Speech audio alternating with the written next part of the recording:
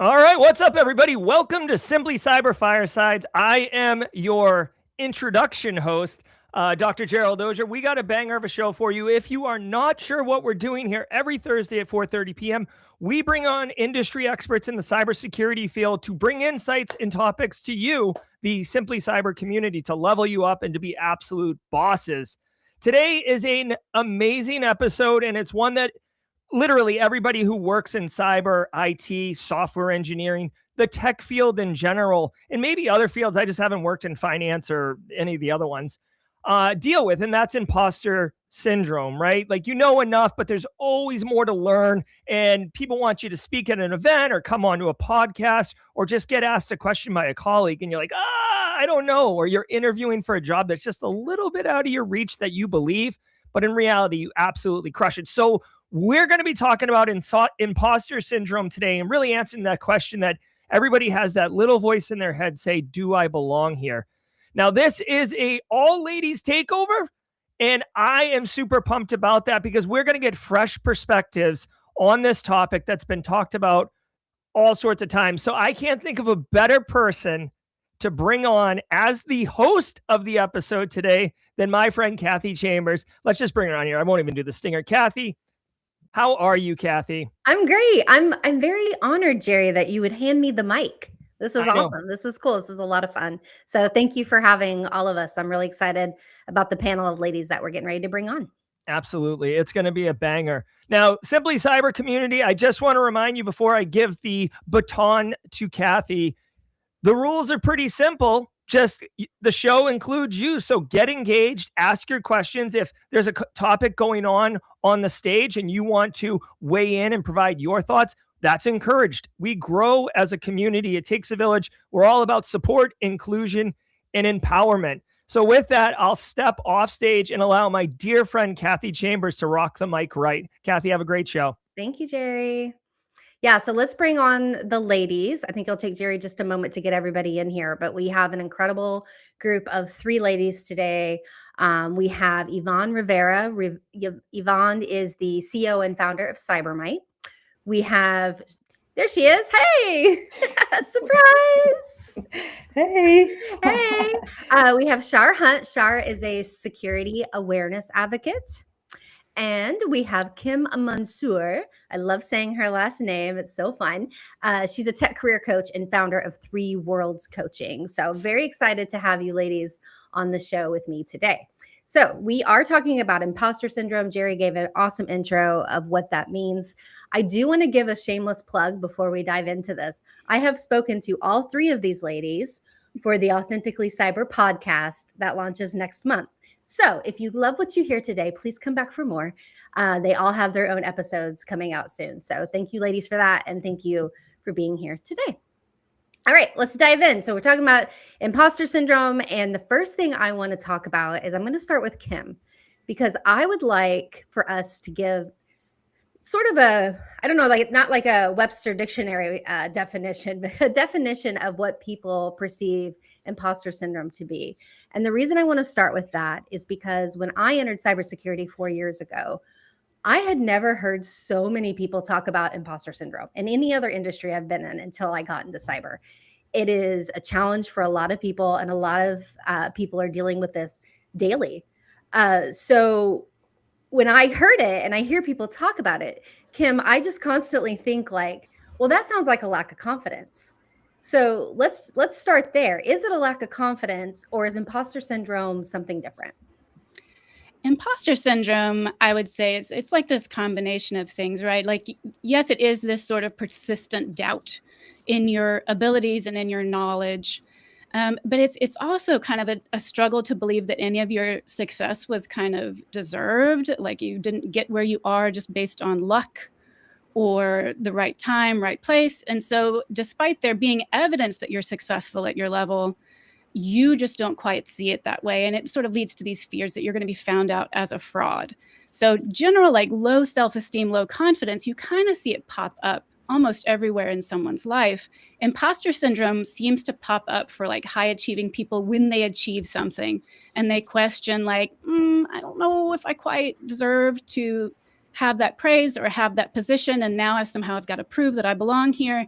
that's when you really see imposter syndrome kicking in. It's not like a mental health condition. There's no diagnosis code, but this concept, this combination of experiences, it has been around a long time. It's well recognized in the clinical mental health community. There have been studies on it. It's something that is found almost everywhere, across genders, across races and industries.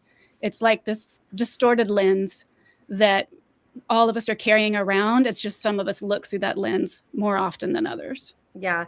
Yvonne, Kim and I were talking the other day that it seems to be very prevalent in the cybersecurity industry. You've been in cyber and IT pretty much your whole career since the military days.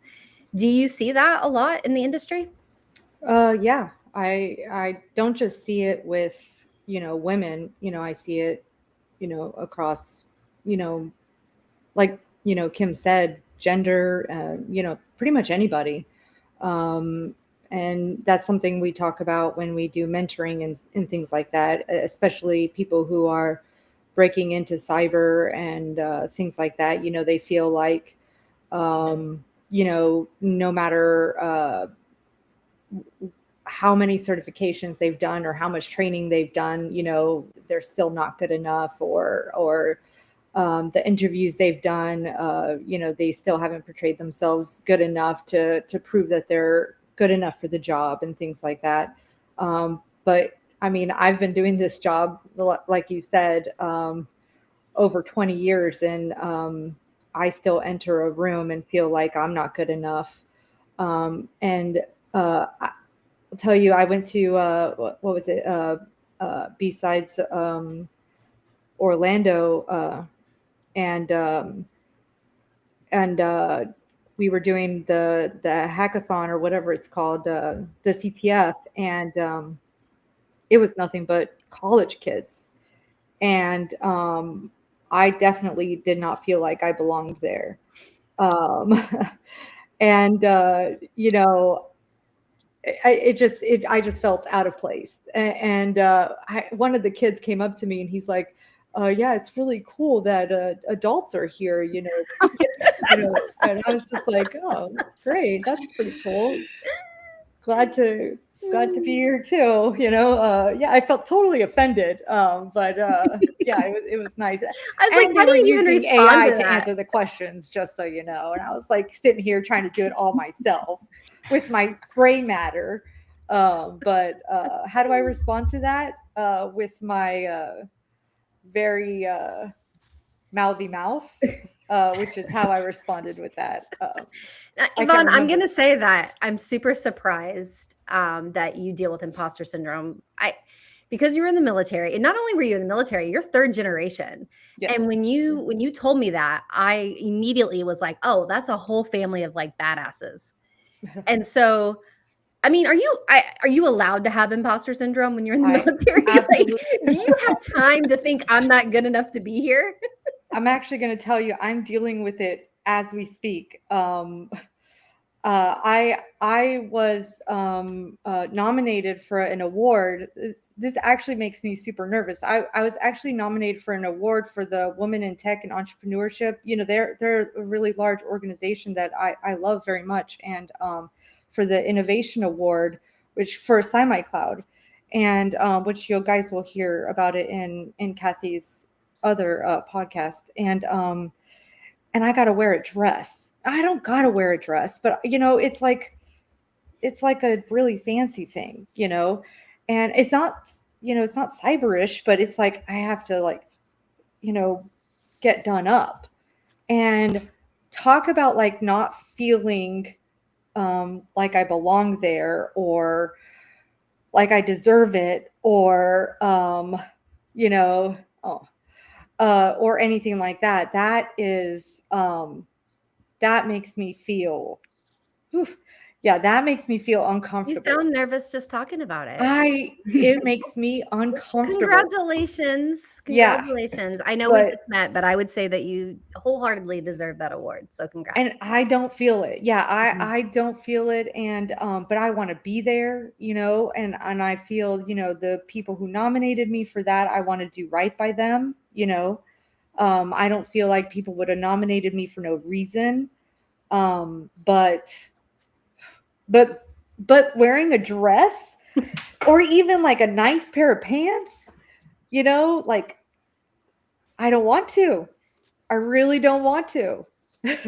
Anyways, we can go to the next I'm gonna tell you what, question, Yvonne, but if that's the worst part of your night, you're doing well. Like if that's your biggest challenge, it you're is doing my all right. it is my biggest challenge, along with like we can talk about it a whole other day. Leaving the house is a big challenge for me, but that's a whole other probably set of That's mental a whole health other issues. podcast. That's like, Yeah, that that's might a be whole other topic. podcast. Yeah, that's a whole other Oh, podcast. man. But yeah, that it is. I understand. I absolutely understand imposter syndrome. I get it. I live with it, and I don't think it matters how long you've been in this industry. I feel like it exists, and it's real. So. Char, let's hear from Char. Char, you have an amazing story because you did what a lot of people need to do or have to do when they first start in cyber, and you started from help desk and like worked your way through the ranks, which is amazing. And as you were going through the ranks and as you were working your way up, each time you got, a little bump or a little promotion here and there, did you find yourself dealing with that? And if so, what are some things that you did to overcome it and maybe still work on to this day? Oh, sure, definitely. Especially as you are going from, whatever that entry level position is, and then moving up through the ranks, you are constantly pushing yourself into this zone of discomfort, which comes with the territory of imposter syndrome. So, knowing how to manage that, assess that, and see that for what it is, which is simply being outside of your comfort zone and then learning to adjust to that makes all the difference. And having that attitude has served me well so far, throughout my career, whether it be stepping into different work environments, be it larger Fortune fives or in legal environments where the users have a specific set of knowledge, highly specialized and filled with lots of jargon in some cases, which is another layer that I'll touch on at some other point. But knowing how to deal with that and put all that in perspective is key, I think. Yeah. You said get comfortable being uncomfortable. Definitely. Kim, you and I were talking before about, Mhm. I mean, I'm going to say it out loud. I can't relate to imposter syndrome in that kind of way. And you said maybe because you've learned to get comfortable being uncomfortable. Now, I have been uncomfortable many times, right? Like, I just got accepted to B-Sides. It's my first talk. I've never done a talk at a conference. I'm extremely nervous. I will be very uncomfortable when I'm on the stage. I'm going to tell you that right now. But I don't view that as imposter syndrome, right? Like I picked a topic I'm very comfortable with. Like I don't feel like it's over my head. Like it's my life story basically, but on stage. Maybe that's why I'm a little uncomfortable with it. But what's the difference of me being like uncomfortable and me having imposter syndrome? Or do I have it? Because so now, like when I'm listening to you guys, I'm like, maybe I do have it and I didn't know. I guess we'll see. Like when I see people land in imposter syndrome, like imposter syndrome to me, it's kind of like the flu. You can catch it from a few different strains of the virus, and it kind of helps to know which one is sort of bringing you to this place. Like the one we were talking about the other day, this idea of like how you view that awkward beginner phase where you're slow and you make embarrassing mistakes, and sometimes it's in front of other people. Like that's sort of universal. That's something we're all going to feel, whether you experience imposter syndrome or you don't. But it's at this point that I see people kind of split into different camps. And you are not alone. Like you are not the only person I've ever talked to that said they have never experienced imposter syndrome. And I always like, man, what planet are you from? It does happen, right? But like the people that don't experience it, they say to themselves, this is normal. I'm new. I need feedback. If someone's kind of a jerk to me about their feedback, that's their problem. I believe in my ability to see this through and stumble my way through it. I'm going to have my back. That tends to be how they think. What I've noticed in this other group is that they experience being new as almost like it's dangerous. Like their experience is that people are judging you as a person.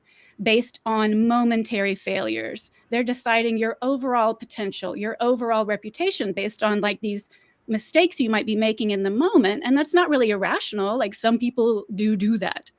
So it's not unreasonable for your brain to decide like hide until I'm perfect. And I'm going to study privately and I don't want to be visible and new and awkward. I'm just going to stay in it. The trick with that though is like you sort of keep moving that goalpost on what being polished enough means, what knowing enough means. It just keeps bumping it down the road and you kind of stay feeling isolated and not enough and not feeling safe to kind of reveal what you do and don't know. And that's definitely a pretty common path that I see people landing in imposter syndrome. Yeah. Somebody just wrote, that is really well put, Kim. So great job explaining that. I love all of your metaphors. It helps me kind of relate to everything that you're saying.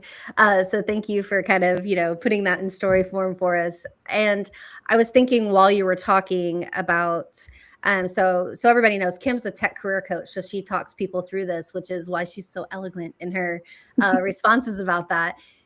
Kim, you had said that you talk to a lot of people in tech who deal with this. And It seems to be very like in tech, cybersecurity.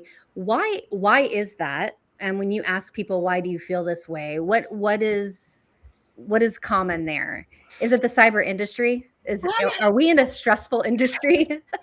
We have definitely talked about that. I do think cyber. So my background is software engineering, right? So that's where I spent my 20 years of career before I shifted into coaching, mentoring space. And so I've definitely seen imposter syndrome sort of pop up everywhere. DevOps, software engineering, QA, like anyone that kind of is in these spaces. And now sitting kind of as a coach and working with people on it and studying more about it, it is one of those things that you find it, as I said, like almost everywhere. It's almost kind of a part of a human experience type thing that we're tempted to think in this way. And some of us do more than others. But what I do think is that it is found to be more intense if you're a high achieving person, if you're in a highly competitive field, if you are kind of like a knowledge worker where the stakes are high. And I think a lot of cybersecurity is going to recognize themselves on that list. Like you need to know the stakes of you, like you making a mistake, the cost could be high for that.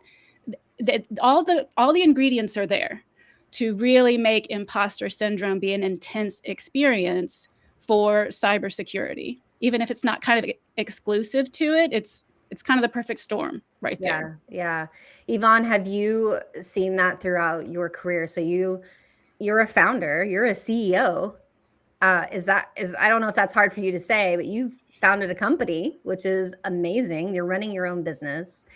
But as Kim was saying, like, first of all, you're constantly learning. You're constantly having to level up. You cannot get in cyber and just stop there, right? Like you get in cyber and then you're studying. And every year something comes new. And for your industry, there's always a new tool. There's always, a new threat. There's always something coming out. Do you feel like you have to constantly keep up with all of your colleagues? Is that something you deal with? Yes.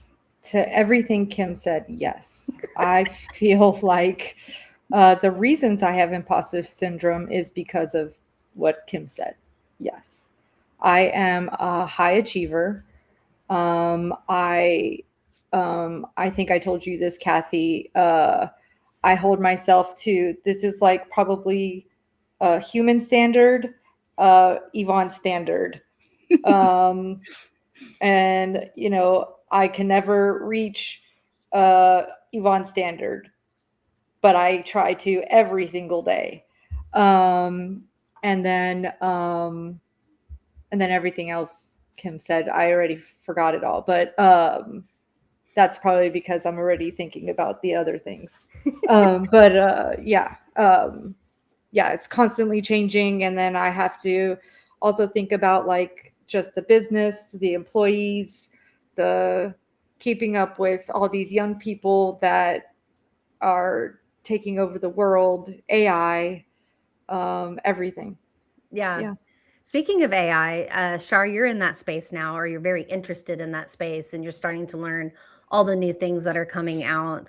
Have you went to conferences and have you been with colleagues? And when it comes to AI, do you feel like that's a constant struggle to keep up in that space? Because I'll tell you what, I'm not a practitioner, but just on the media side and me just trying to keep up with it, right? I'm constantly reading, I'm constantly listening to Jerry's show every morning. I'm trying to be in it, right? That way I can join the conversation when I have the opportunity. Do you feel like it's hard to keep up there? Um, in some ways, yes. I mean, definitely because of the sheer speed of execution, that these agents and these AI just systems are moving towards is alarming, but also like inspiring at the same time. Um, if you kind of think back to the timeline of when it first, when large language models in AI went public and mainstream a few years ago, even in the short span of years, the development has skyrocketed. I mean, in the earlier days, people were talking about ChatGPT and Claude and some of the other models out there, and then pretty much all of last year, people were talking about AI agents. And now we're moving into this year where we're talking about agentic AI and teams of agents working together and communicating with each other. So the development and the speed is interesting. So in some ways, it has been a little bit hard to kind of stay on pace with everything, but it's also something that I find to be very interesting and something that I think is an area where people should be focusing on. I don't think people are talking about things like secure architecture enough, uh, which is of interest to me, and which is obviously why I think we're talking about these things and paying more attention to these things now. Um, so in that sense, it's definitely been something that is spurring me forward for sure. Yeah, And and I first became aware of things like bots, like several years ago before everything went public. So it's been interesting to see how it's developed from the early days of simple machine learning up to now. Yeah, I think when it comes, I was talking to somebody yesterday about the AI space, and she said, Kathy, if anyone tells you that they are an AI expert right now, they're lying. And it just made me laugh because I was like, it's funny, like when you're like on LinkedIn and you see people who are doing talks about AI and they're giving webinars about AI. And I'm like, how are you an expert already? How do you put that behind your name? Those people obviously do not have imposter syndrome at all. I'm an AI. I They're- use AI What's that? to answer my questions. Oh. I love it. I love it. Kim, you had mentioned that we didn't expand on it, but let's expand on how long you let yourself stay in that space and the importance of getting out of it, right? So you can stay in this imposter syndrome state. And Yvonne, I'm going to use you as an example since you shared your story with us. Yvonne could very have easily have said, thank you for the award. I'm not going to be able to make it. Right. I'm not going to go. Right. Because That's something I would do. Right. That is something you would do?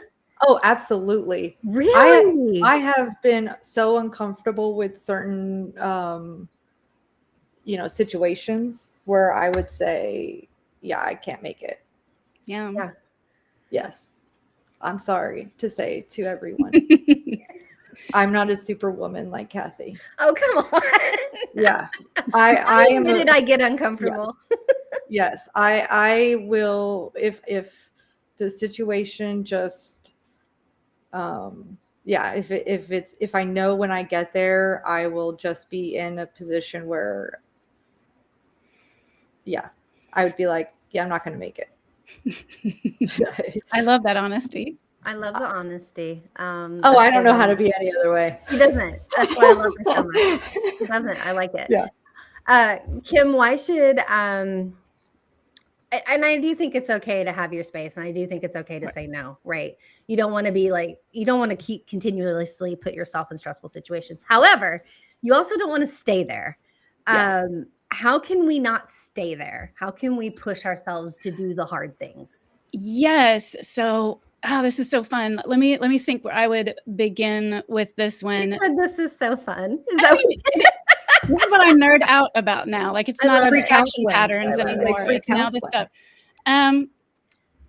Yeah, I will say that a lot of this is easy to say. It is a body of work to build this up, but it does have a lot to do with kind of knowing, like I mentioned, like what's bringing you to that place of imposter syndrome. If it's like what we talked about a few minutes ago, like this discomfort with feeling new, it really might be you sitting down and thinking, like almost working out a curriculum for yourself of uncomfortable things you can go do, and finding out, like almost treat it like you're going to the gym. What is that 5-pound weight for you? Is it doing a 5-minute talk in front of your team to teach them a new concept? Is it talking to the person at the gas station? Like, everybody has their level where they're like, oh, that's cringy, I don't want to do that. No, that's exactly the thing that I invite you to go do. And the more you kind of put yourself in those situations and show your brain that you didn't die, the more your brain might be open to the idea that in general, being new, being a little awkward about something is not going to be a life or death situation. I also think, like, if you're coming to imposter syndrome, like some of us look back on our achievements and how we got to where we are today, and we are just masters at coming up with excuses for how we got there. Like, it was luck. It was because I knew the hiring manager. It was the right place, right time. I got that praise because they were just being nice to me. Like, it's like this litany of ways that we minimize what we have in our background. And that might, like, some people might hear that and think, well, yeah, that's being humble. That's being not arrogant. That's being generous to the ways other people have helped out. But I think when you do that so consistently, you chalk up your achievements to luck, that you don't really internalize that any of those successes are actually connected to you seeing them through, you taking the risk, you bringing your skills and knowledge to the table. And so that consistent belief in luck or chance or whatever it is that brought you to where you are today, it's going to be a struggle for you to look on any new thing as anything but just another chance for the luck to run out. And then people are going to see me for what I actually am, and they're going to see that I never quite deserved the promotions and the jobs that I had in the past. So for that person that really struggles to see that they have earned, they have worked, they have built the skills and ability to be where they are today, that really is going to take some effort to look back objectively on the evidence in your past and try to give it equal airtime. That part of you that wants to say, no, this had nothing to do with me, I was just lucky. At least try to balance that out with acknowledging that, like, you know what, maybe it was luck that opened that door, but I walked through it. I got up on that stage. I took that chance, and my skills did see me through for some portion of that project. Like, try to stretch your mind to see both sides of how you got to where you are today. Yeah, that's tough. And I've heard somebody else say, like, they would not have hired you and put you in that position if they didn't believe in you. And I Right. think But that's hard for other people to look and say, oh, they believe in me. Maybe and that could stem, not to get like too deep into like a therapy session, but that could stem from like childhood, right? Like, oh, absolutely. like A lot of somebody it telling you, your first grade teacher telling you weren't good enough.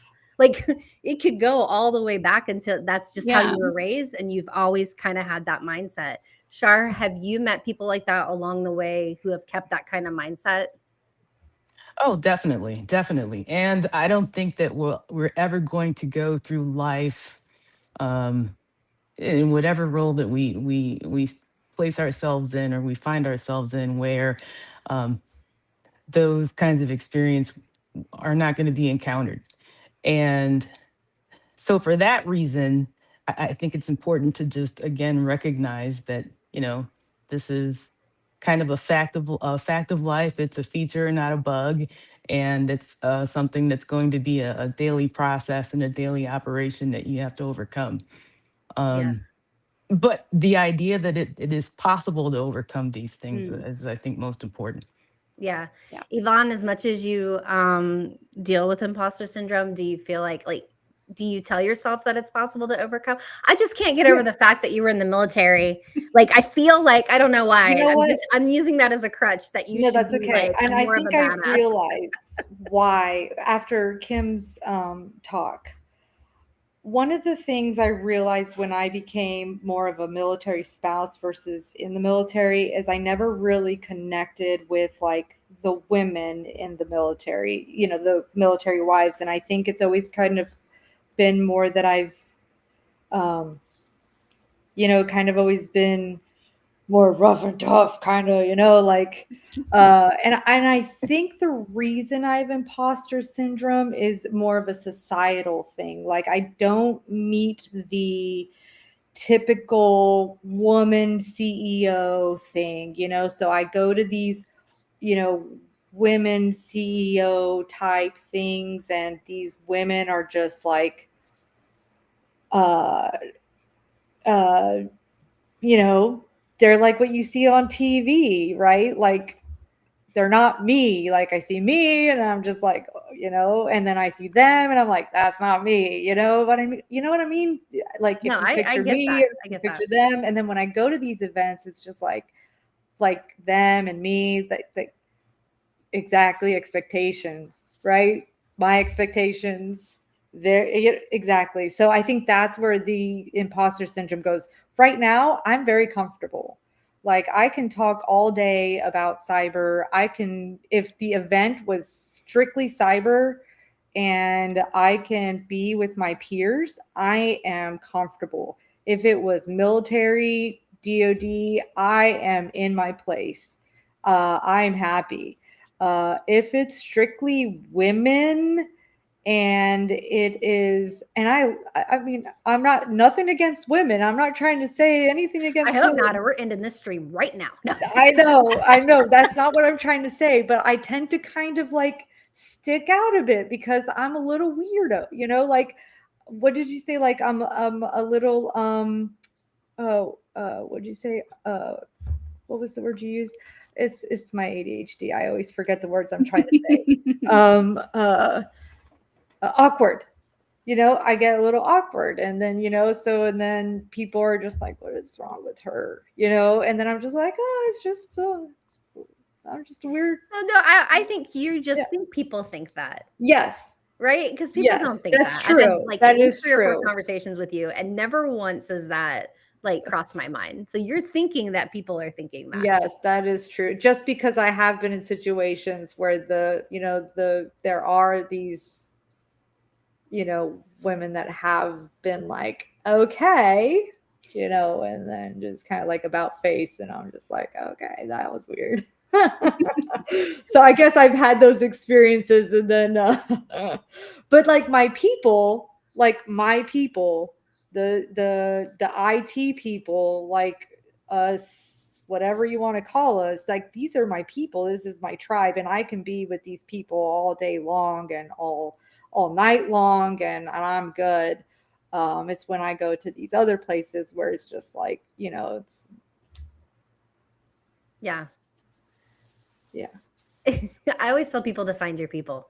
Like, those are my people. yeah, those are But I'm your going to do people. this anyways. I'm going to be Yeah. uncomfortable. I don't care. I love it. Yeah. You got to push yourself.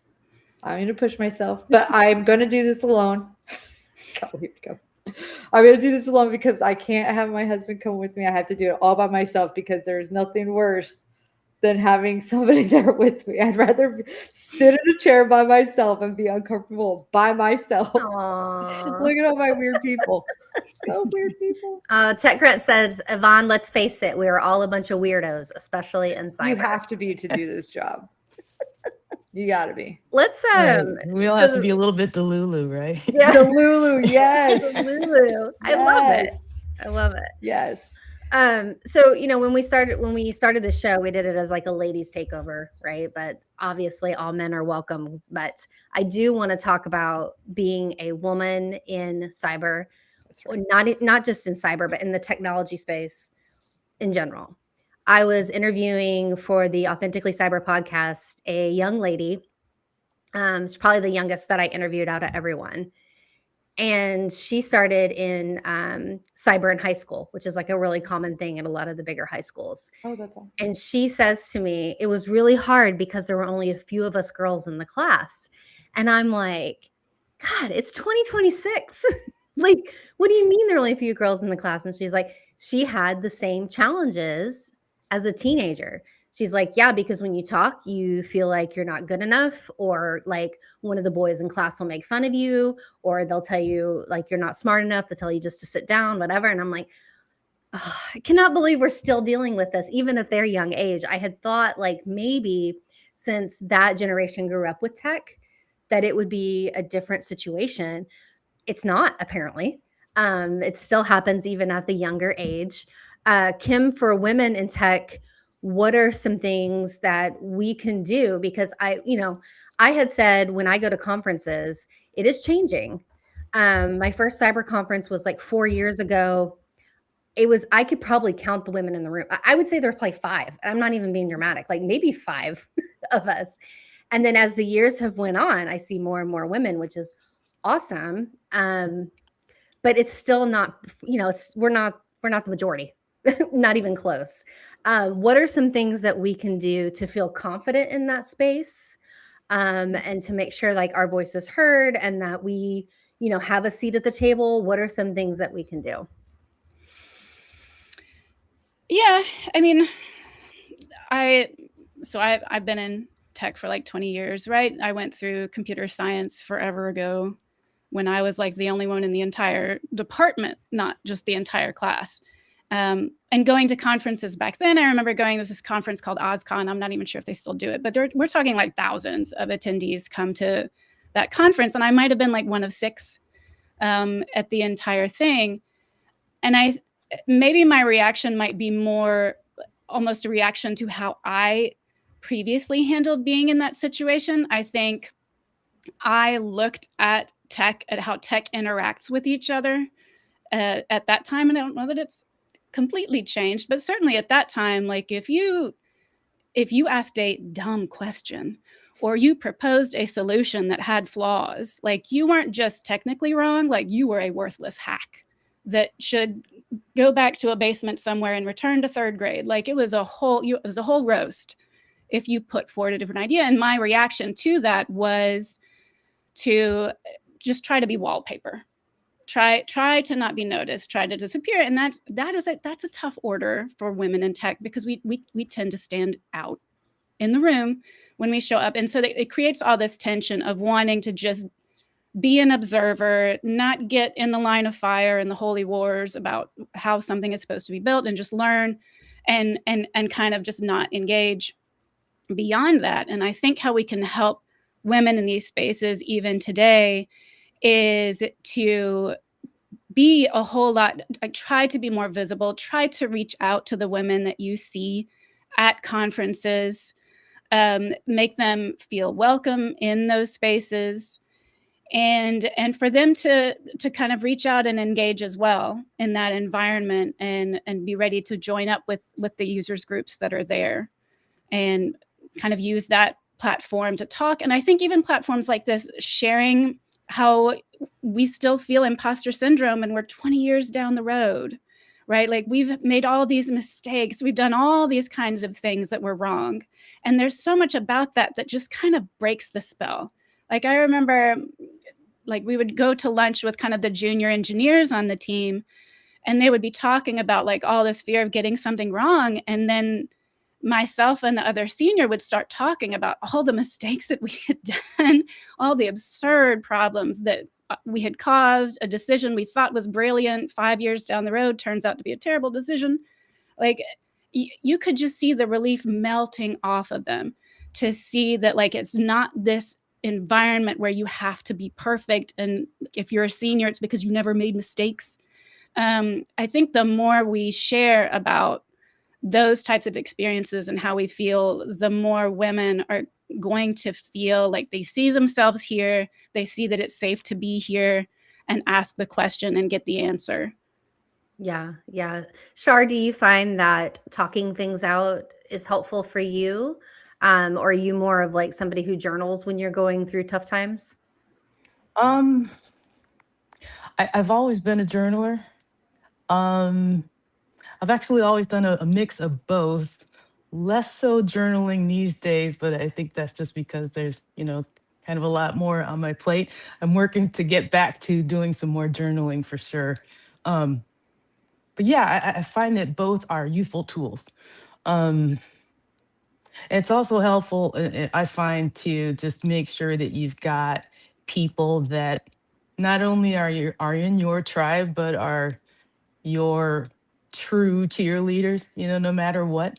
Uh, because you've always got there's always one person in the group that's a little bit of a kind of like a secret negative Nancy. Ugh, And they're the worst. and you have to weed them out a little bit, but if you've got that core group that are just just totally just they've got your back no matter what, and they're always supportive, and more importantly, always honest in telling you, what's true and what's real, so that you can sort of reset your perspective and your mindset.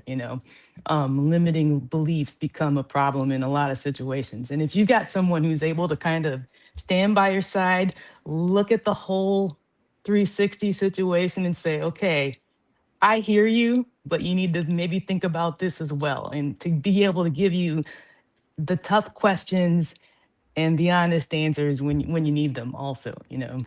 Oh, so important to have a person. I have a person.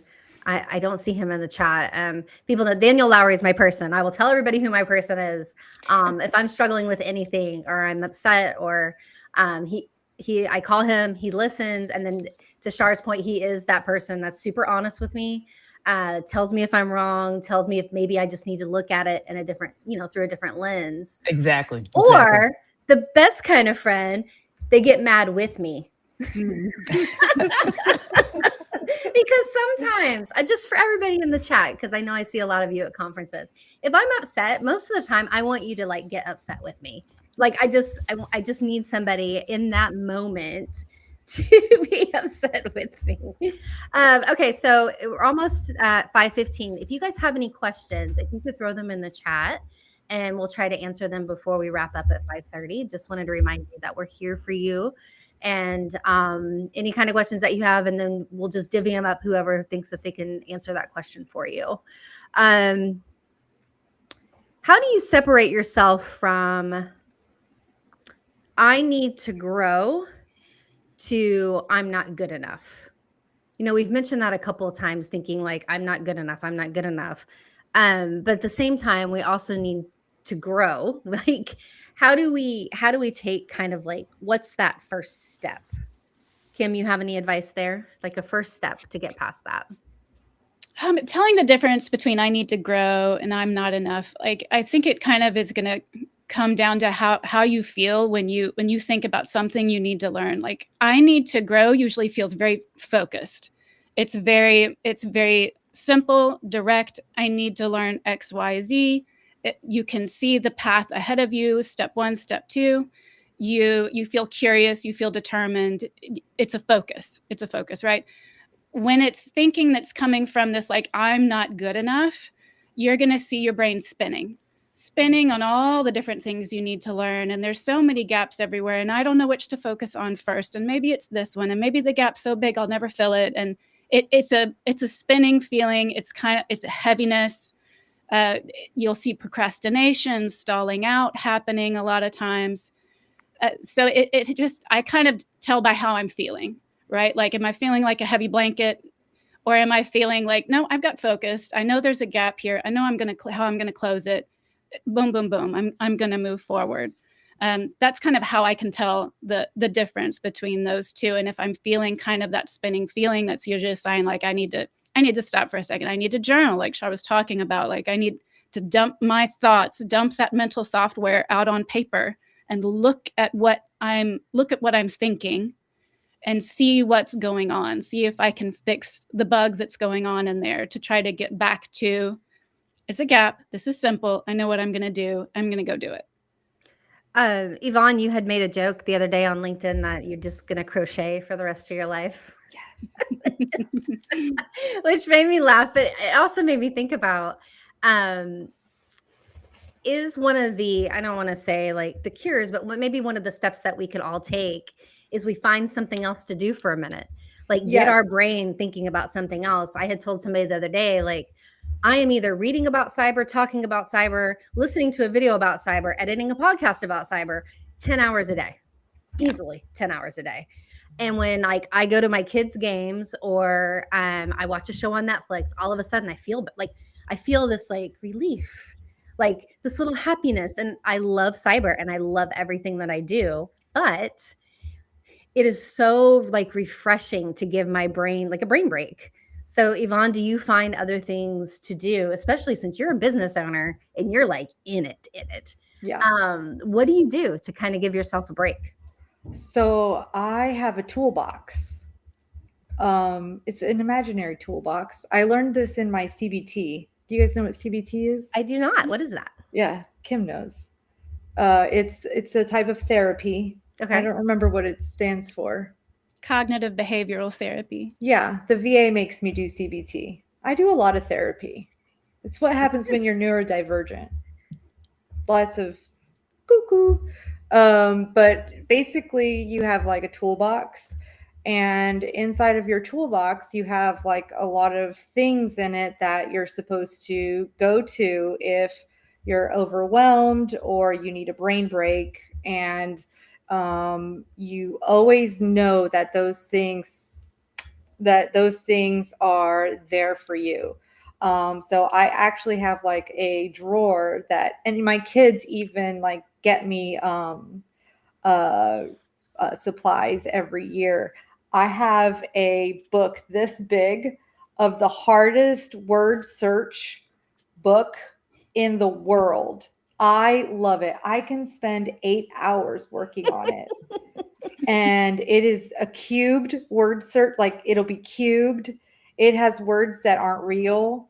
And they even bought me special highlighters that don't bleed so that I can work on the backside. So word searches are my favorite. I have a bad word coloring book. So it's got like bad words all over it, and I love it. My crochet book, my crocheting. I'm making a king size bed sheet right now, so it's massive. I've been working on it for 2 years. The other thing that I do is I'll just sit in the shower for a while, and you're supposed to go from like a temperature control. That way that it, especially if like you're really, really overwhelmed. And then the other one is I'll walk my dog, and I do this without any, no electronics at all. And then the last thing that I like to do is in the morning, I try to do 30 minutes without any electronics or any talking. So you wake up and then you do like no, you just kind of wake up, no phone, no anything. You just kind of move around and just don't grab your phone first thing. Nobody's awake. So it's really easy for me not to talk. And that's kind of what I do. Yeah. Yeah, it's like I grab my phone as soon as I wake up. I know that's awful. I know it's awful. I'm like, not judging you. Sometimes, and I know this has nothing to do with imposter syndrome, but like I can't even like not check my email. Like that's how bad it is. Like, what am I doing? Like I just woke up. No, like, not I at check all. My email before coffee. Like who does that? I don't know. Char, a lot of people. I don't think that's bad. If it's not bad for you, I mean, it just helps me. But that leads to burnout, and I hope that's a whole other panel discussion. We'll have to take over Jerry's show again to do that. Like that leads to burnout. Very, very. I used quickly. to be highly critical of that, and now I find myself doing that more too. So I get it. Yeah, Char, you play music, right? Is that one of your getaways? We talked about playing the guitar. Oh yeah, that's definitely escape. That's my escape from burnout for sure. I've actually been playing guitar for a few years. I'm kind of still a novice for sure. I'm not like, some shredder or something, but I do find it very therapeutic actually. Um and we were talking about this like last week. We touched on it, and I was saying that the difference between acoustic and electric guitar is that with acoustic you don't need power or cables. You can just pick it up, run and go to wherever you want to play. If you want to walk outside and do it, you can. So I love that. But I know that's not related to cyber, but Yeah, that's I definitely know. It's my therapeutic fault. and a respite for me. So Yeah. When I think about imposter syndrome and lack of confidence and burnout and stress, I feel like it's like this dangerous storm of like all the things. And what would I do if I was going through all the things, right? And I always find like some kind of getaway, vacation. Like I love going to the beach, listening to the waves, like that just but I am one of those people that as soon as I calm down, then I start thinking again and then I start working again. So definitely next topic's burnout, Kim. So get ready. We'll definitely be doing that. We did title this show, Do I Belong Here? And I think that for a lot of people getting into cyber, that's a huge struggle because Kimberly can fix it's in the chat. She mentioned this earlier. We are constantly surrounded by the most intelligent people. Like it's almost kind of annoying how smart they are, right?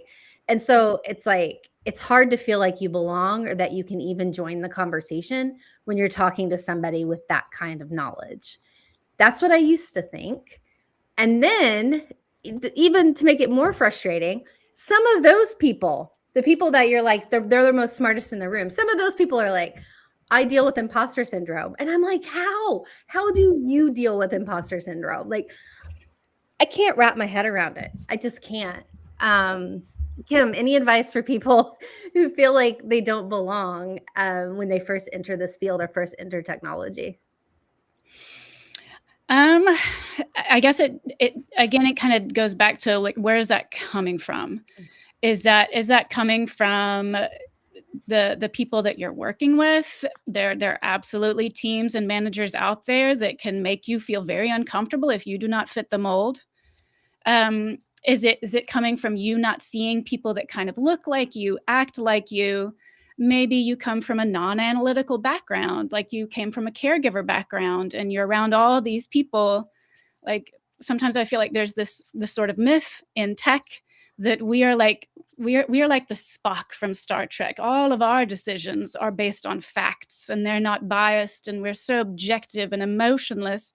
But like I've been in this world 20 years. Like emotion and bias is alive and well in tech, in the teams, in the decisions that they make.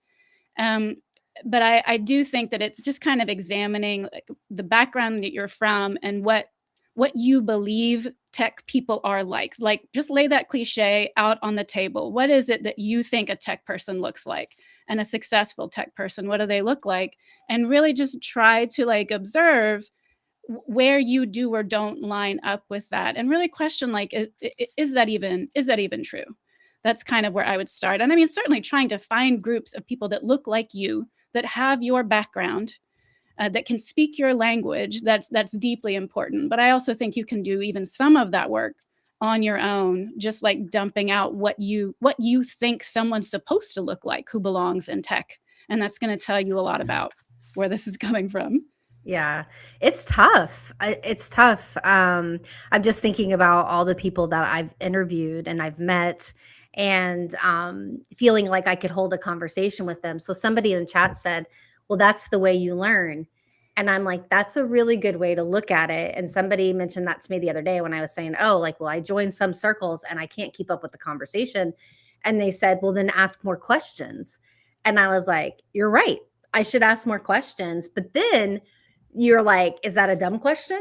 Can I ask that question? like all these things come into play when you're trying to keep up with the conversation. I do think it's important to remember that not everybody knows everything. It's kind of like AI entering and people saying they know everything. No, you don't. Like it hasn't been around long enough, right? Absolutely. Like the people that I mentioned before that where like they had these like strong, powerful opinions about the right way to do things and the right way to build things, and they were roasting people with the wrong questions. Later on, with years of experience, I could look back at those people and be like, like they were actually kind of mid-level in their career. They were in the fiery zealot sort of stage where they just hadn't been around long enough to see their own decisions come back to haunt them. They hadn't been on a bunch of different platforms and a mature company or a startup company that's thrashing around and scaling. Like they hadn't been in a variety of places. So you do start to see with time how much context matters for what the quote unquote right way to do something is.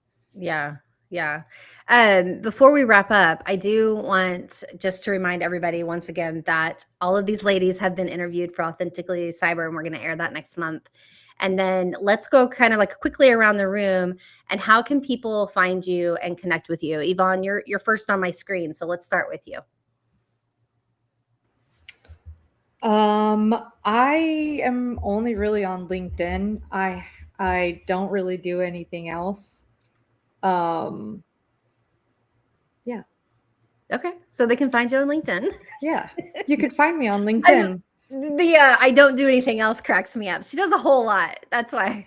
Oh, wow. Look at you. Look at that. Yeah, that's- no, Jerry did that for us. Jerry's in the background. You could find me us right up. here. You can also like my company's web page. That would be nice of Cybermite. you. Oh, my look at that. gosh. Oh, there we go. There we go. You need to answer the red stuff. Get the red stuff off your screen. All right. Kim, how can people connect with you? Yes, my website's probably the easiest bridge there. The shortest path is 3wc.io. So that's going to be my website. And if you scroll down to the bottom, I'm on Threads, where I'm kind of most active there. I like the conversational style of Threads. And I'm on LinkedIn. I can't say that like I post a ton. I'm one of those people that's trying to grow my own writing skills. So I don't use AI to write. That is going to mean that I'm slower to post. But yeah, I'm out on LinkedIn. I'm out on Threads. Come find me. Yeah, I think it's cool that you're on Threads. So I'm on there. It's like so Yes, random. But Threads. yeah, there's some people I follow on Threads, but I am not active on there. Maybe I should. I'm looking at it right now. Maybe I should get going, start putting some stuff on there. It seems to be, gaining steam, a little bit more popular. Yeah, Char, how can people find you? Well, it's funny that you mentioned Threads because I'm not on Threads, but I'm Threads adjacent because I just set up an Instagram recently. So there we go. Congrats. yay! So you can find me on Instagram. You can find me on my YouTube channel at Mega Blocks Guild. I just set up a school community where I've got some courses, so you can find me on school as well. And my newsletter, which is Tech Churn, it can be found on Substack. Wow, you guys are doing a lot of nice. stuff. Congrats. That's awesome. Yvonne, I don't want to put you on the spot, but when is your award ceremony that you don't want to, that you're looking forward to, but not looking forward to? It is February 28th, and I haven't even bought the dress. Oh my God, it's so soon. I know. The award nomination was in my junk. Oh. That's usually where it happens, right? Check that spam folder. Oh, there it is. Right. I know. Congratulations. All right. What was the link to the YouTube for Char? If you search Mega Blocks Guild, that's MEGABLOX, like xylophone, Guild, GUILD. You can find me on YouTube using that search term as well. Awesome. All right. I want to thank all of you ladies for being here today. I really appreciate your time. This was an awesome conversation. We'll do it again. I think burnout's a great topic. But if you guys think of something between now and then, just shoot me an email and we'll chat about it. To everybody in chat, thank you for showing up. I appreciate you guys being here. I always say that I have a whole group of cheerleaders and they're all in the Simply Cyber community. So thank you for being here and cheering us on and supporting us all here. So I hope you all have an awesome night, and I will see you guys tomorrow morning on the Daily Cyber Threat Brief. Bye. Good night. Bye, guys. Good night.